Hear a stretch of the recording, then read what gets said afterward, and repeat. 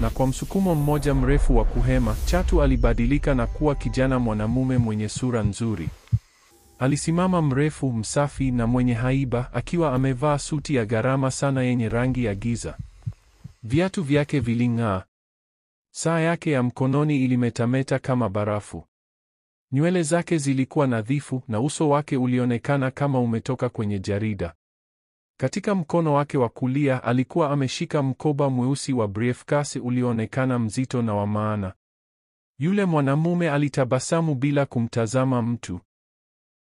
Tabasamu la taratibu, tulivu, tabasamu linaloficha siri. Bila kugeuka kuutazama mti, alitembea moja kwa moja akatoka msituni. Pembeni ya barabara, kando ya vichaka vizito, Benz nyeusi ilikuwa imeegeshwa kimya kimya. Mwili wake ulimeremeta kama kioo. Taa zake zilipepesa mara moja kana kwamba zimemtambua. Alifungua mlango wa dereva na kuketi ndani. Injini iliwaka kwa mguno wa upole. Akarekebisha suti yake, akaweka mkoba huo kwenye kiti cha abiria, kisha akaondoka, akaingia barabarani wazi kama mtu ambaye tayari anajua anakokwenda. Usiku wa Dar es Salaam ulikuwa wenye mwanga na kelele. Muziki ulijaza hewa. Honi za magari, vicheko, makelele, kucheza. Kila kitu kilichanganyika kama moto na moshi. Benz ilisogea taratibu kupitia mitaa yenye shughuli nyingi na kusimama mbele ya klabu maarufu ya usiku. Taa za bluu na nyekundu ziliangaza kwenye ingilio. Alishuka kutoka kwenye gari. Watu waligeuka kumtazama mara moja. Hakuna aliyemjua. Lakini kwa jinsi alivyovaa, jinsi alivyotembea na gari la gharama aliloendesha, waliweza kujua hakuwa mtu maskini. Aliusukuma mlango wa klabu ukafunguka. Hewa ya joto na muziki wa sauti kubwa vikamkimbilia. Watu walikuwa wanacheza, wanakunywa, wanapiga kelele na kuishi maisha bila kufikiri mara mbili. DJ alikuwa anapiga wimbo mkali. Umati ulikuwa umepagawa. Mgeni yule mrembo alitembea moja kwa moja hadi kwenye meza tupu kona na kuketi kimya kimya. Akaweka mkoba wake kando yake. Hakuna aliyemjua, lakini karibu kila mtu alikuwa akimwibia macho, hasa kwa sababu alionekana tajiri mno, mtulivu mno, mwenye mafumbo mno. Kisha kitu fulani kikamvutia macho. Msichana alikuwa anacheza jukwani. Alisogea kwa kujiamini kama mtu aliyekuwa amecheza maisha yake yote. Nywele zake zilirukaruka, tabasamu lake lilikuwa angavu na hatua zake zilikuwa kali. Taa za klabu zilimfanya aonekane kama anang'aa. Jina lake lilikuwa Jamila. Kila mtu ndani ya klabu alimjua. Alikuwa mchangamfu, mrembo na kila mara alikuwa kitovu cha macho. Lakini usiku wa leo hakujua kwamba maisha yake yalikuwa yanakaribia kubadilika milele. Mgeni yule aliupelekea mkono mkoba wake. Mara tu alipoifungua, mwanga mkali wa klabu uliingia ndani na jambo la kushtua likatokea. Mkoba ule ulikuwa umejaa fedha taslimu. Mafungu, mafungu, mafungu, yamepangwa nadhifu kuanzia mwisho mmoja hadi mwingine. Watu waliokuwa karibu na meza walipiga miayo ya mshangao. Msichana mmoja alipiga kelele, jamani! Yaani, Mungu wangu! Mwanamume mwingine aliganda na kupanguza macho ili kuhakikisha haoti ndoto. Hakuna aliyemjua. Hakuna aliyejua alikotoka. Hakuna aliyejua kwa nini alikuwa amebeba fedha nyingi hivyo. Lakini yeye hakujali. Alichukua mafungu mawili mazito ya fedha na kutembea kuelekea kwa Jamila. DJ alipiga kelele, inaonekana kana kwamba tuna kijana mkubwa sana katikati yetu usiku huu. Jamila mwenyewe alisimama katikati ya hatua alipomwona yule mgeni mrembo akikaribia. Kabla hajapata kusema neno, yule mwanamume akaanza kummwagia noti. Pesa ziliruka hewani kama majani kwenye dhoruba. Watu walipiga kelele kwa mshangao. Simu zikatolewa. Video zikaanza. Kila mtu alionekana kuchanganyikiwa. Yupo nani? Ametokea wapi? Unaona pesa? Hii si pesa ya kawaida. Kinywa cha Jamila kilibaki wazi. Akatabasamu sana na kuendelea kucheza huku yeye akiendelea kummwagia bila kusimama. Hatimaye mgeni yule akarudi kwenye kiti chake akiwa na lile tabasamu lile tulivu usoni. Akaufunga mkoba polepole. Jamila hakuweza kujizuia. Aliruka kutoka jukwani na kukimbia kumfuata. Alipofika mezani kwake, alivuta kiti na kuketi moja kwa moja mbele yake. Sijawahi kukuona hapa kabla, alisema akipumua haraka kwa msisimko na kucheza. Mwanamume alimtazama juu kwa tabasamu la upole. Jina langu ni Juma. Jamila alitikisa kichwa taratibu. Kulikuwa na kitu juu yake kilichohisi cha ajabu, lakini alipenda umakini na hakika alipenda pesa. Kisha akauliza swali ambalo hakuna aliyelitarajia. Je, utanioa? Jamila alipepesa macho haraka sana. Alionekana kama mtu aliyesikia habari za kuvunja moyo. Tumekutana tu, alisema akicheka kwa wasiwasi. Hata hunijui? Haijalishi, Juma akajibu kwa upole. Baadhi ya mambo yamekusudiwa kuwa. Jamila akatazama pembeni yake kwenye mkoba ambao bado ulikuwa na pesa nyingi. Akameza mate kwa nguvu. Kisha Juma akafungua boksi dogo. Ndani kulikuwa na pete ya almasi ya kweli. Iling'aa kana kwamba imebeba kipande cha jua. Juma akapiga goti moja chini. Watu walipiga kelele. Taa za simu zilielekezwa kwao. Wanawake wengine walishika vichwa vyao. Wanaume walipiga kelele kwa mshangao. Jamila akaishika pete kwa mikono yake miwili, kinywa chake kikiwa wazi kabisa. Ni almasi, alisema kwa sauti. Juma akatikisa kichwa mara moja. Ndiyo, ni hivyo. Jamila akamtazama tena. Kisha akaitazama pete, kisha tena mkoba wa pesa. Kisha tena akamtazama. Ndiyo, nitakuoa, alisema karibu akirukaruka. Umati ukashangilia. Watu wakapiga makofi. DJ akapiga kelele, hii ndiyo mapenzi ya kweli. Juma akasimama na Jamila akamkumbatia kwa shauku.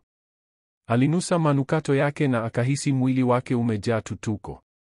Kila kitu kilikuwa kinatokea haraka sana, lakini hakujali.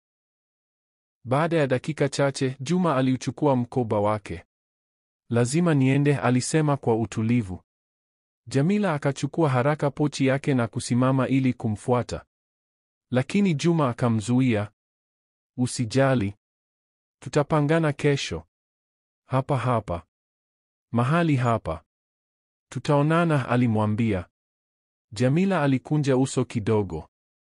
Unaondoka peke yako? Juma akagusa shavu lake kwa upole. Kesho, akarudia kwa tabasamu la upole. Jamila akatikisa kichwa ingawa alikuwa amechanganyikiwa. Juma akatoka nje ya klabu akiwa amebeba mkoba. Kila mtu alimtazama alipoondoka. Wengine walimfuata nje kuona anakokwenda. Lakini aliingia kwenye benzi yake na kuondoka kabla mtu yeyote hajapata kusema neno. Aliendesha hadi msitu ule wa Pugu alikotoka. Akaegesha gari kando ya vichaka, akafungua mlango, akashuka kimya kimya. Mara tu miguu yake ilipogusa ardhi, mwili wake ukaanza kupindika. Mikono yake ikajikunja, miguu yake ikakunjika, ngozi yake ikabadilika. Suti yake ikaanguka sakafuni. Na ndani ya sekunde chache akageuka tena kuwa chatu. Nyoka yule mkubwa wa dhahabu akatambaa kuingia gizani mwa msitu kwa utulivu ule aliokuwa nao awali. Mkoba wake ulipotea pamoja naye. Msitu ukammeza kabisa. Lakini kitu cha ajabu kilikuwa kinatokea ndani kabisa ya msitu. Kitu ambacho Jamila hakuwa na habari nacho. Na kesho ilikuwa inakuja haraka. Jamila hakusubiri muziki wa klabu uishe. Hakusubiri apumzike. Hakusubiri hata apumue. Alikimbia nyumbani kwa kasi kamili kama mtu anayefukuzwa na upepo. Moyo wake ulikuwa unapiga haraka, si kwa hofu bali kwa msisimko. Aliishika pete yake ya almasi ya gharama kwa uangalifu ili isidondoke. Pia alibeba pochi yake ndogo kwa nguvu. Pochi iliyokuwa na mafungu ya pesa ambayo mwanamume wa ajabu Juma alikuwa amempa. Alipofika nyumbani kwake, alisukuma mlango wa chumba chao kwa nguvu sana hadi ukagonga ukuta. Marafiki zake wawili, Subira na Sakina, waliokuwa wamekaa kitandani, wakaruka kwa hofu. Jamila, nini kinakusibu? Subira akauliza kwa kelele, akishika kifua chake. Lakini Jamila hakujibu. Akaunyoosha mkono wake. Vidole vyake vikatanuka, akiwaonyesha pete ya almasi iliyong'aa. Mabinti, tazameni, akapiga kelele kwa furaha. Pete ile ilimetameta kama nyota ndogo kwenye kidole chake. Macho ya Subira yakapanuka hadi yakawa kama yanataka kutoka. Subiri, hii ni almasi ya kweli? Subira akauliza, akisogea karibu. Jamila akatabasamu kwa kujivunia na kutikisa kichwa kwa haraka. Ndiyo, almasi ya kweli. Sakina akameza mate kwa nguvu. Imetoka wapi? Aise, taya zangu. Jamila akageuza macho kwa drama. Tulia. Sikuiba, alisema. Leo nimekutana na jamaa mkubwa. Bilionea. Subira na Sakina wakaangaliana. Wamechanganyikiwa. Jamila akafungua pochi yake na kuanza kutoa mafungu ya pesa, akiyadondosha kama mtu anayetoa nguo kwenye begi. Mafungu yaliendelea kutoka na kutoka. Subira na Sakina wakaganda. Hawakupepesa. Hawakusogea. Hawakupumua. Hii ni nini? Sakina akanong'ona. Pesa. Jamila akapiga kelele. Amenipa pesa hizi zote na amenichumbia kwa hii pete. Subira akatikisa kichwa taratibu. Jamila, una uhakika hukuenda kuiba? Sikuiba chochote, Jamila akamkatia. Akatikisa msuko wake mrefu na kuketi kwa kujivunia kitandani. Niliwaambia mje klabuni leo, lakini mlikataa. Sasa tazameni, mimi siwapi hata senti, akasema kwa ukali. Subira akavuta pumzi kwa sauti ya msonyo. Sakina akakaa wima. Jamila, tulia, Sakina alisema kwa upole. Tunafurahi kwa ajili yako. Lakini sidhani kama hili ni sawa, Sakina akaendelea, uso wa Jamila ukikunja. Unamaanisha nini? Ni ghafla mno, Sakina akaendelea. Unamjua huyu mwanaume kwa kiasi gani? Ni nani? Anatokea wapi? Pesa hizi zote amezipata wapi? Mara tu alipomaliza kusema, Subira na Jamila wakamshautia pamoja. Nyamaza. Subira alisema. Hujui chochote, Jamila akaongeza. Sakina akanyamaza, lakini bado alionekana na wasiwasi. Jamila akaikumbatia pete ya almasi kifuani, akitabasamu kama mtu aliyeshinda bahati nasibu. Nitamuoa, alijinong'oneza. Maisha yangu yamebadilika. Lakini Subira aligeuza macho. Kitu moyoni mwake hakikuwa sawa. Kitu kuhusu Juma hakikuhisi cha kawaida. Usiku uliofuata ulifika haraka ndani kabisa ya msitu chini ya mti ule mkubwa wa mbuyu. Kitu kilisogea tena. Majani yakatikisika. Hewa ikatulia. Chatu mrefu akatambaa kutoka kwenye mizizi ya mti. Magamba yake ya dhahabu yalimetameta zaidi kuliko awali. Macho yake yaliong'aa kama taa mbili ndogo.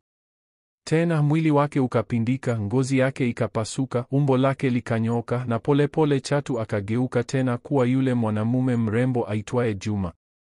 Usiku wa leo alivaa suti nyingine ya gharama. Safari hii vazi lake lilikuwa na mguso wa dhahabu. Hata mkoba wake mpya ulikuwa unang'aa kama hazina. Alitabasamu peke yake na kutembea hadi barabarani ambako Benz yake ilikuwa ikimsubiri. Aliingia kwenye gari na kuendesha moja kwa moja kuelekea klabuni tena. Jamila alikuwa tayari nje ya klabu na marafiki zake, amevaa kwa uzuri. Aliendelea kutazama kushoto na kulia akisubiri.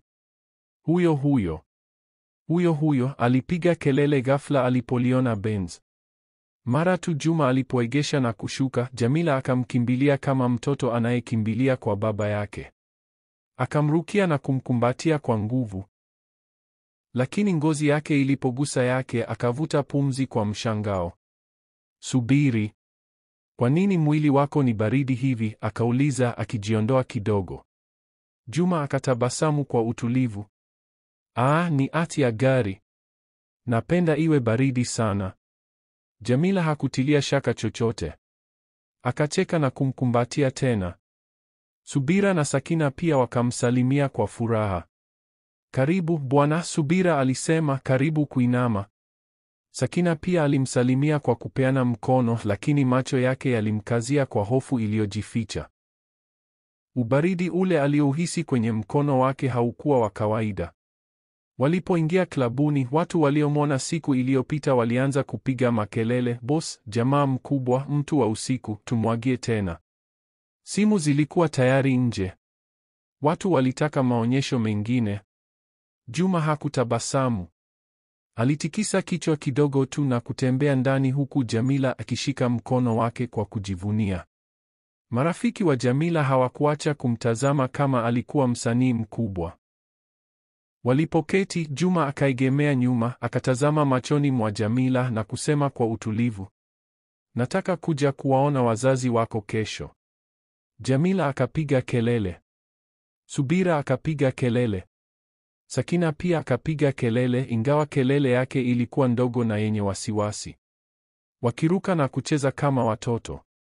Jamila akambusu Juma shavuni. Uko serious? Kweli unataka kunioa? Alipiga kelele. Juma alitabasamu tu kwa namna ya ajabu ya uangalifu. Lakini kutoka kona ya klabu, wanaume wawili walikuwa wanatazama. Walikaa gizani wakiwa wamevaa makoti meusi. Moshi ulielea karibu nao walipokuwa wakivuta kimya kimya. Mmoja wao alikuwa Jabiri. Jabiri, wa Jamila. Macho yake yalikuwa makali kwa wivu, na rafiki yake pembeni yake aliendelea kunong'ona kwa hasira, angalia yeye. Amemfuata mwanaume mwingine, rafiki aling'aka. Jabiri aliendelea kumtazama Juma kwa moto wa baridi ndani ya macho yake. Yule mtu. Kuna kitu si sawa kuhusu yeye, Jabiri alisema. Lakini Juma hakutazama upande wao. Hakika hakukuwa kama anawatambua. Baada ya muda, Juma alisimama. Twende, alisema. Jamila akachukua pochi yake mara moja. Subira na Sakina wakawakimbia nyuma. Juma akatoka nje ya klabu, akafungua mlango wa gari lake na kuashiria waingie. Nataka kuwaonyesha kitu. Mabinti wakaingia ndani ya gari. Alipoendesha, barabara ikawa tulivu na nzuri zaidi. Taa za barabarani ziliangaza laini. Nyumba za gharama zilipanga barabarani. Maua yalikuwa kuzunguka uzio mrefu. Kinywa cha Jamila kilibaki wazi. Tuko wapi? Akauliza. Juma akasimama mbele ya duplex nzuri. Nyumba ilionekana mpya na ya gharama, ikiwa na taa angavu, kuta safi na bustani ndogo mbele. Akashuka na kuionyesha. Nimenunua hii nyumba, alisema kwa upole. Na iko kwa jina lako, Jamila. Jamila akapiga kelele kwa nguvu sana hadi hata geti likatikisika. Mungu wangu, akalia. Akamkimbilia na kumkumbatia kwa nguvu. Hata aliinua miguu yake kwa furaha. Subira na Sakina wakapiga makofi, wakitikisa vichwa kwa kutoamini. Sakina akamnong'oneza Subira, hii ni nyingi mno, haraka mno, ajabu mno. Lakini Jamila hakusikia chochote. Alikuwa anacheza kuzunguka kiwanjani, akigusa kuta, akifungua geti, akilifunga tena na kucheka kama mtoto. Akamrukia Juma tena, akizungusha mikono shingoni mwake. Nakupenda. Nakupenda, alipiga kelele. Juma akamshika kwa upole. Lakini tabasamu lake halikuwa tabasamu la kawaida. Lilikuwa tabasamu la mtu aliyekuwa anaficha jambo kubwa, jambo hatari, jambo ambalo Jamila hakuwa tayari nalo. Na ndani kabisa ya msitu, mbuyu mkubwa ukatetemeka kidogo, kana kwamba kitu kilikuwa kinaamka, kana kwamba kitu kilikuwa kinatazama, kana kwamba kesho isingekuwa ya kawaida. Wiki iliyofuata ilikuwa kama ndoto kwa Jamila. Tangu Juma aliposema anataka kumuoa, kila kitu kilitokea haraka mno. Lakini hakuna aliyejali. Juma alikuwa na pesa, zaidi ya pesa za kutosha, na machoni mwa watu wengi, pesa zilikuwa muhimu kuliko maswali. Wazazi wa Jamila walikuwa wenye furaha zaidi. Baba yake aliendelea kutabasamu kuanzia asubuhi hadi usiku. Mama yake alitembea kiwanjani akijigamba kwa majirani. Binti yangu anaolewa na tajiri, aliambia yeyote aliyekuwa tayari kusikiliza. Bilionea. Mungu ametenda. Marafiki zake Subira na Sakina walisaidia kila maandalizi. Subira alikuwa anajivunia kuzunguka na rafiki aliyekuwa ghafla amekuwa mwanamke mkubwa. Sakina hata hivyo bado alikuwa na hisia ya ajabu kuhusu kila kitu, lakini alinyamaza. Siku ya harusi ikafika. Ilikuwa kubwa. Ilikuwa na kelele. Ilikuwa na rangi. Mapambo ya gharama kila mahali. Magari ya kifahari yalipanga nje. Watu wa karibu na mbali walikusanyika. Wanamuziki wakaimba. Kamera zikapiga flash. Chakula hakikuisha. Jamila alivaa gauni la harusi zuri lililong'aa kama theluji mpya. Juma alisimama pembeni yake akiwa amevaa nyeupe na dhahabu. Tabasamu lake halikuondoka usoni. Lakini kulikuwa na kitu cha ajabu. Cha ajabu sana. Hakuna hata mwanafamilia mmoja wa Juma aliyekuja. Si baba yake, si mama yake, si ndugu, si binamu, hata si jamaa wa mbali. Watu wakaanza kunong'ona, familia yake iko wapi? Inawezekanaje mwanaume tajiri hivi aje peke yake? Labda wanaishi nje.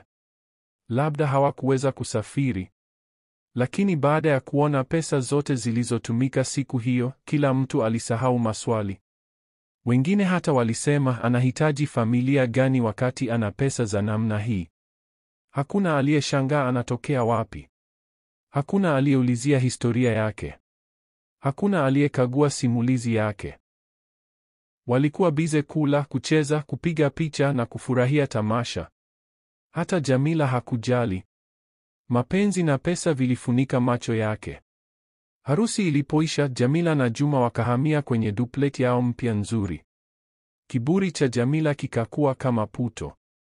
Popote alipopita watu walimtazama.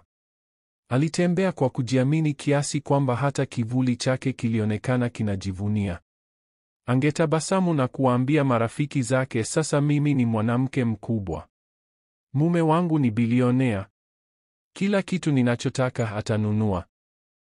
Lakini ndani kabisa hakujua ukweli kuhusu mwanamume aliyemua. Mwanzoni ndoa ilionekana kamilifu.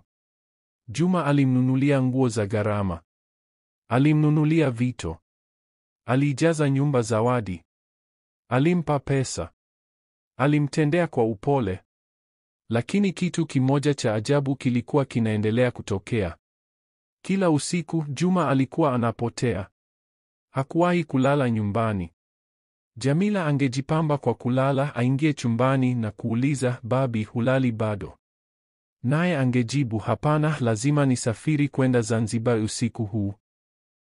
Mara ya kwanza alishtuka. Zanzibar kila usiku? Kwa nini Zanzibar? Na Juma angejibu kwa utulivu, "Nina kiwanda huko. Lazima nikikague kila usiku. Asubuhi nitakuwa nimerudi." Kwa msisimko na ujinga wa kuamini, Jamila alikubali. Hakuuliza ni kiwanda gani alichokuwa nacho. Hakuuliza jina la kiwanda. Hakuuliza taarifa. Hakuuliza jinsi anavyosafiri kwenda Zanzibar na kurudi ndani ya saa chache. Aliamini tu kila kitu alichosema kwa sababu pesa zilikuwa nyingi mno kiasi kwamba hakuweza kufikiri kwa uwazi. Kila alipoondoka usiku, Jamila angejitabasamia na kusema, "Mume wangu ni bilionea mchapakazi. Aache afanye kazi. Mimi nitafurahia pesa." Lakini Jamila hakujua kuwa Juma hakuwa anaenda Zanzibar. Alikuwa anarudi msituni, kurudi kwenye mbuyu mkubwa, kurudi kwenye umbo lake la kweli. Kila usiku chini ya mwanga wa mwezi angegeuka kuwa chatu na kutambaa kwenye vivuli vya msitu. Jamila hakuwa na habari hadi usiku mmoja. Ilikuwa karibu saa 11 jioni. Jamila alikuwa bafuni ya chumba chao cha kulala. Alikuwa ameshika kioo kikubwa mkononi alipokuwa akifanya utunzaji wa ngozi yake. Mwanga wa bafu ulikuwa mkali. Kioo kilionyesha kila kitu wazi. Alikuwa anaimba kwa sauti ya chini aliposikia mlango ukifunguka. "Babi, ni wewe?" akauliza. Hakukuwa na jibu. Akaendelea kujipaka krimu yake. Kisha akakiinua kioo ili kuangalia uso wake. Alichokiona nyuma yake kilimfanya agande. Moyo wake ukasimama kwa muda.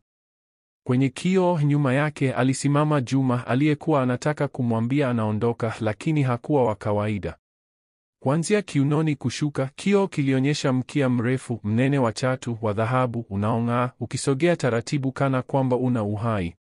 Jamila alitazama kwa mshangao, macho yakiwa wazi, mdomo wazi, lakini hakuna sauti iliyotoka. Mikono yake ilianza kutetemeka vibaya sana hadi akaangusha kioo. Polepole akageuka. Juma alisimama hapo.